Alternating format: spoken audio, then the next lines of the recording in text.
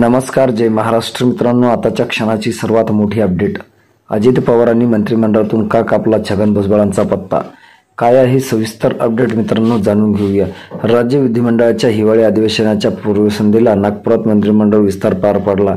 या शपथविधी सोहळ्यात फडणवीस सरकारमध्ये 39 आमदारांची मंत्रिपदाची शपथ घेतली. मात्र या मंत्रिमंडळात उपमुख्यमंत्री अजित पवार यांच्या राष्ट्रवादीकडून ज्येष्ठ नेते आणि माजी मंत्री छगन भुजबळ यांना संधी न देण्यात आल्याने सर्वांचीच भुवया उंचावल्यात. मागील 3 दशकाहून अधिक काळ राज्याचं राजकारण गाजवणाऱ्या भुजबळ यांना अजित पवार यांनी दूर ठेवलं. याबाबतच्या चर्चांना आता उधाण आलं आहे.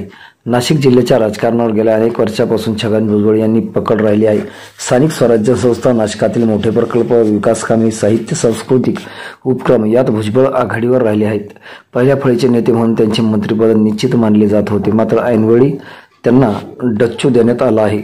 मित्रांनो, तुम्हाला काय वाटतं? भुजबळ यांना खरंच अजित पवार यांनी डच्चू दिला आहे का? तुमचं मत, तुमची कमेंट आम्हाला नक्की कळवा. चॅनल अजूनही सबस्क्राईब केलं नसेल तर सबस्क्राईब करा, बेल आयकॉन प्रेस करा.